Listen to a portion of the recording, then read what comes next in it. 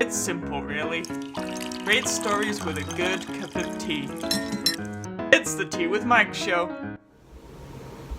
On this episode, we welcomed Dr. Renee Mudrey to the show. She's a public speaker, educator, author, and mentor. Come learn about how Dr. Renee visited some Indian tea markets. Also, there's definitely no coffee on this episode of the show, as neither myself or my guest have ever drank a cup of coffee in our entire lives. So sit back, grab a cup of tea, and enjoy. All right, guys, welcome to Tea with Mike. Yes, I'm Tea with Mike, and joining me for this episode is Dr. Renee Mudrey. Welcome to the show. Thank you. I'm so honored to be here. Yes, it's a pleasure to have you. So just a little bit of context before we jump into this. So Dr. Renee is an author, a speaker, mentor, and we're going to be talking about some of these things on the show today. So why don't you tell people a little bit about you? Absolutely. And again, thank you for having me. I am an educational psychologist, professor at a university here in the United States. And I also am a public speaker, as you mentioned, an author now of a book called The Unbecoming. And cool. I teach and train all around the world, teachers, educators, counselors, psychologists, things like that in social and emotional learning. And have been on Instagram now for a couple of years. And also I'm a podcaster of the Inner Revolution. Awesome. So it sounds like you lots of formal education and then also very creative at the same time. Yeah, I was joking with a friend of mine the other day. I said, who else would go through, grad school for 12 years with no intention of having anything on the end of it, right? So I always knew I was going to be a professor since I was 4. It really was what I had always wanted to do. But so, yeah, absolutely. And been creative and had that sort of spark as well. So I've been very blessed. And that's very cool to be able to kind of like blend the two together, which if you look out there, at least to my knowledge, not that many people can mix all these like different things together to create what you're creating. Yeah, absolutely. As an academic, sometimes we're in a really stringent pathway of how we're allowed to think and what we're allowed to produce as researchers and scholars. But over the years with, obviously qualitative research and spiritual psychology, which is where I sort of fall, I think the gray area has blurred much more, which is beautiful and allows us to do great things. And people like Brene Brown, who I've been at many conferences with as an academic, before she was famous. And she was the one who let us out, which was really nice, that said you could be a scholar, but you could still be spiritual and creative, and you're not violating anything out there in the world. Yeah. Awesome. So have you always kind of mixed education and creativity together, or is the creativity element something that came a little bit later as you began your educational journey? Yeah, it's a great question.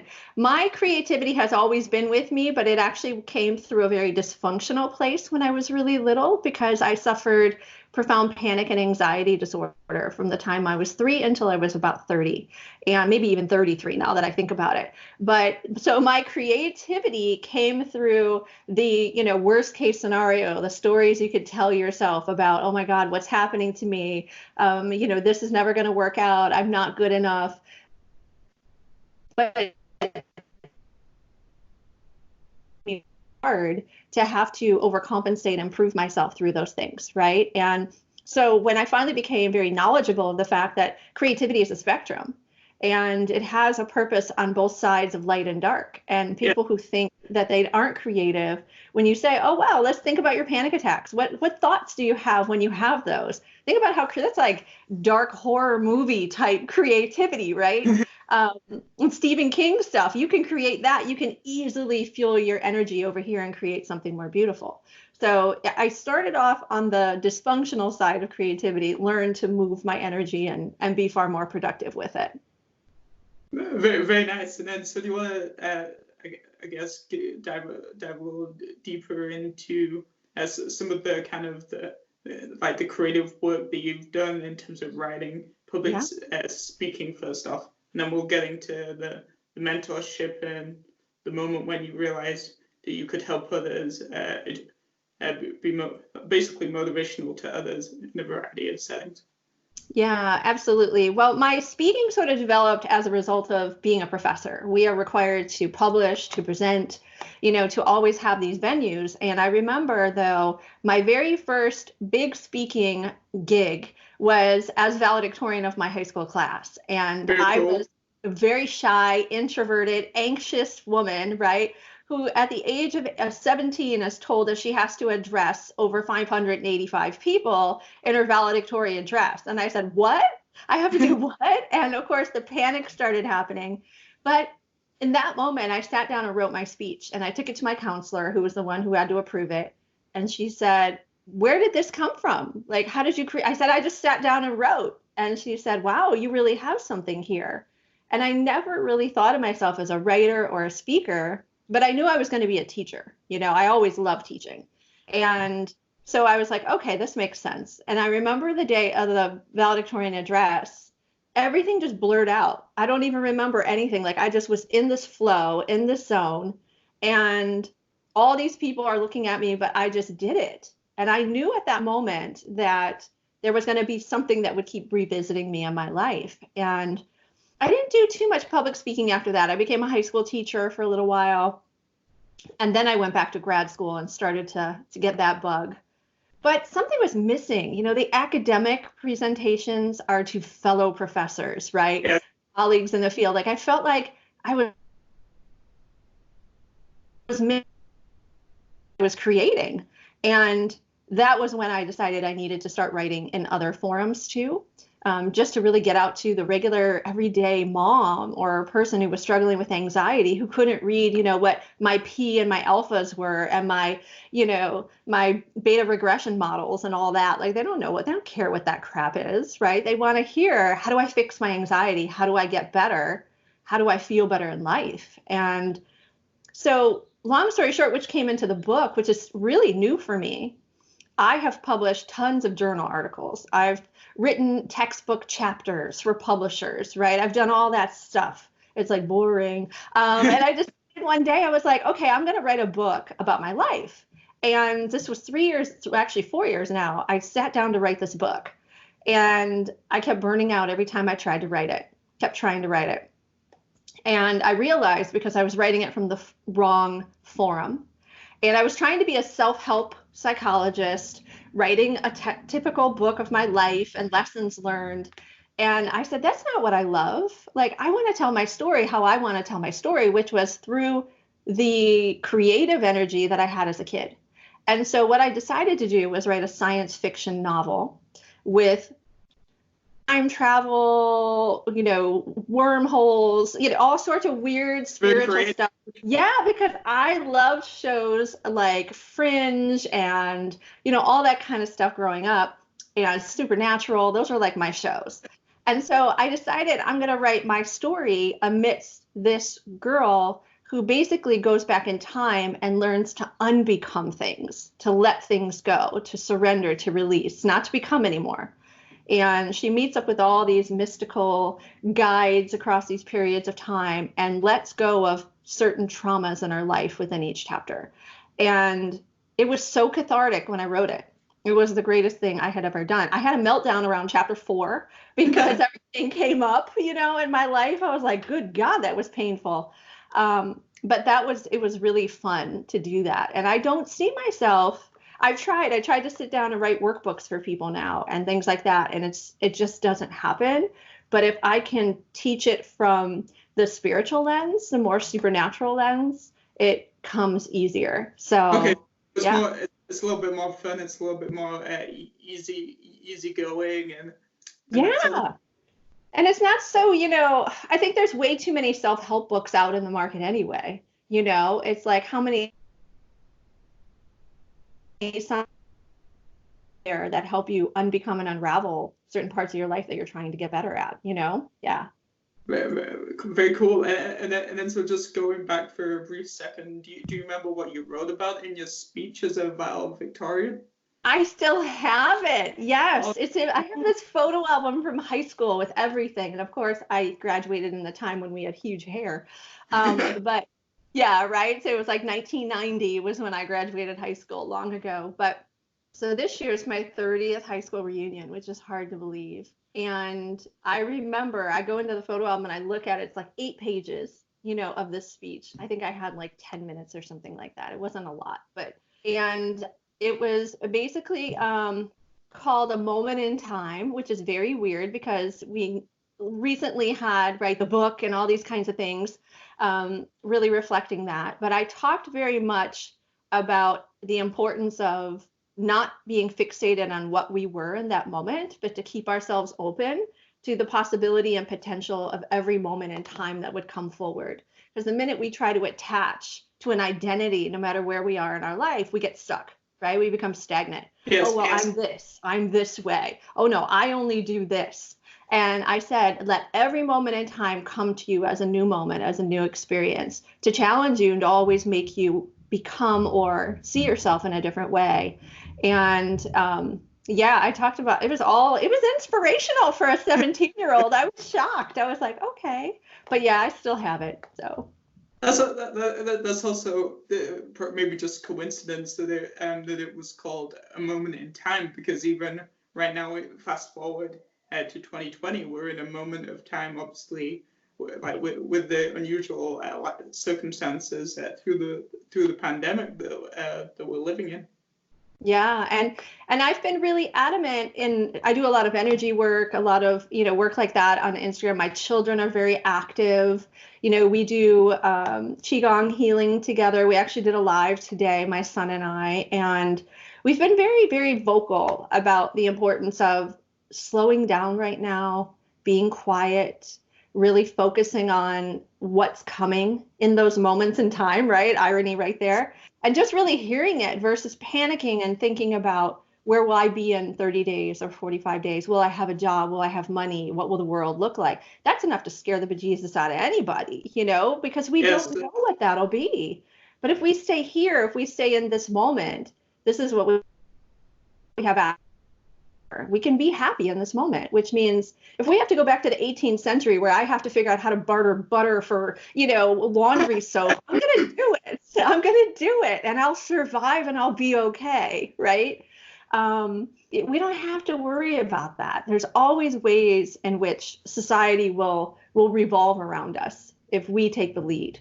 And that's what I think a lot of people haven't done yet. They keep trying to let the economy dictate who they are, what job they take, and what they do. And it should be the other way around. The economy will fit us if we could step up into that lens. yeah,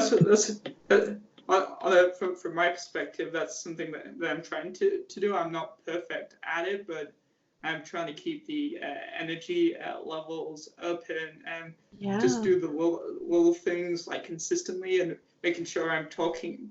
For me, communication and talking to lots of different people around the world, and then also including my family, like gives me like energy to like keep going, and helps makes me happy talking to people. Yeah, absolutely. And I think people feel different ways, right? Like some of our introverted people right now, this is heaven for them, right? They're like, oh, I don't have to go out into the hustle and bustle. But for many of our extroverted people who feel through interaction, they're feeling a little heavy this week. We've been in quarantine now it'll be 30 days on the 13th for us Wow, already. wow. Yeah, our state went very early. We have very low numbers because of it. Our governor did a really good job, of saying, I'm not waiting. And, nothing was really forced on us, but we just sort of complied, seeing New York and seeing other places and how hard hit they were. But even as an extrovert, I have all this media now, social media. I have meetings with my friends, people I write, articles with. We're creating a course to be released next month for 3 other ladies and myself. And it's great. But at the same time, I can shut this down whenever I don't want it anymore and just be outside, right? And just be, which I used to have to go to soccer and cheerleading and work and classes and grocery and laundry and running around like a crazy woman. And now I don't have to do that. I'm like, this is fantastic. So has it been a positive or just a different change? Because you said you had like kids, so how are you keeping the kids occupied and in tune still? Yeah, well, What's going on in the world? yeah, their school is online, right, every single day. They have their own Zoom sessions, their own classes. I still have my classes that I'm teaching for my university, and some weeks we have live sessions, some weeks we don't. So there's enough there, plus just doing my social media work and things like that. But for them, they're so peaceful. Like I noticed, like my son was just napping the other day. He's not a napper.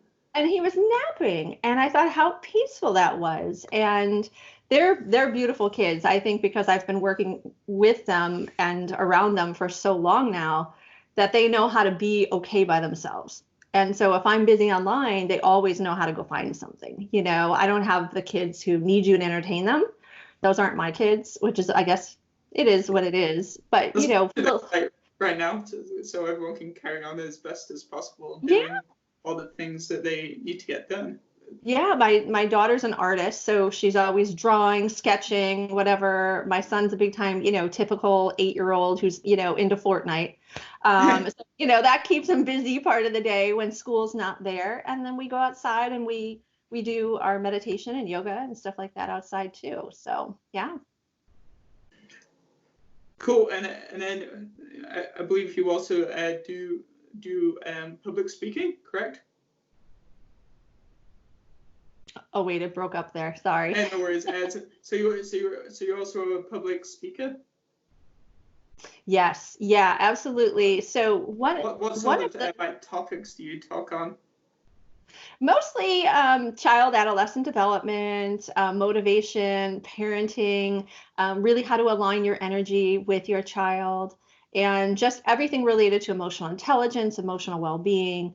I created an instrument with a couple individuals a couple years ago that's a really popular instrument used by schools and teachers and places around the world like hospitals, where we're measuring the emotional intelligence levels of individuals and how they best can work together. So it's really about, even in corporate America, I've done speaking events for banks as well as schools. I've been to India several times now where I've trained teachers in advancements in special ed. So all those kinds of things. Yeah. And so when you're speaking to those different audiences of all different backgrounds and age groups, does the message, does the way you deliver whatever message you're delivering change, or are you pretty consistent? You know, that's a good question. I would say I am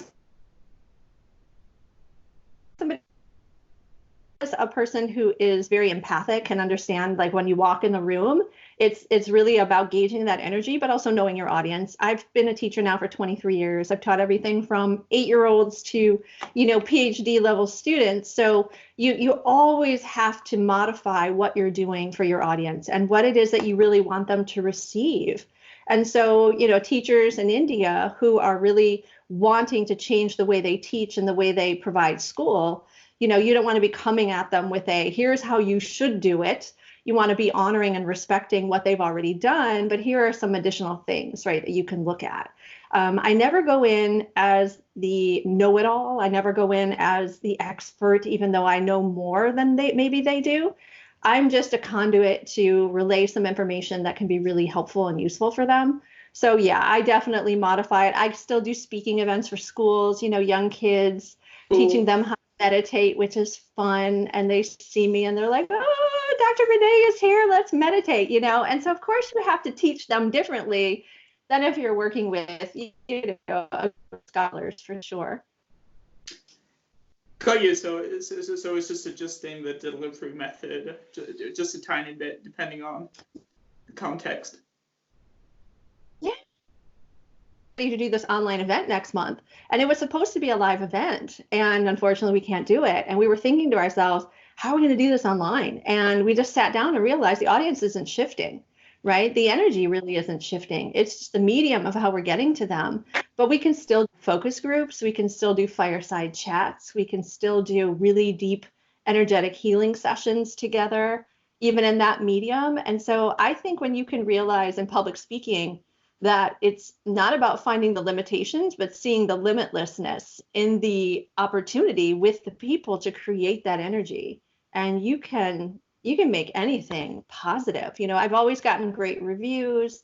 People always feel really positive when they're with me. And that's what matters most to me than what I said.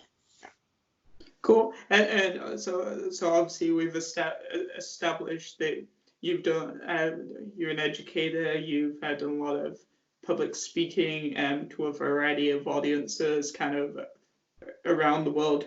Do you have any moments from all the stuff you've accomplished so far that like stand out to you for any particular reason?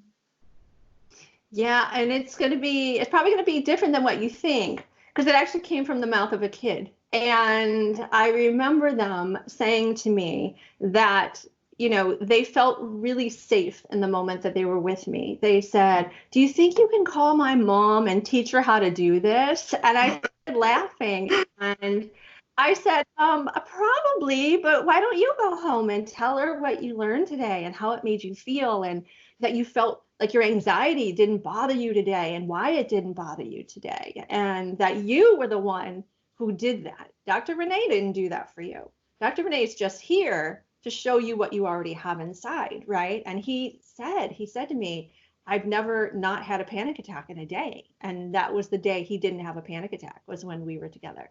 And I thought, wow, that was so powerful that I could change the experience of an 8-year-old, right? Because when I was 8, I suffered really bad, and nobody could talk to me like that. Nobody could assure me that I was okay, that this would soon pass, and there were things you could do. You know, it was like, oh, you know, panic, panic, panic. We don't know what's wrong with you. You're so emotional.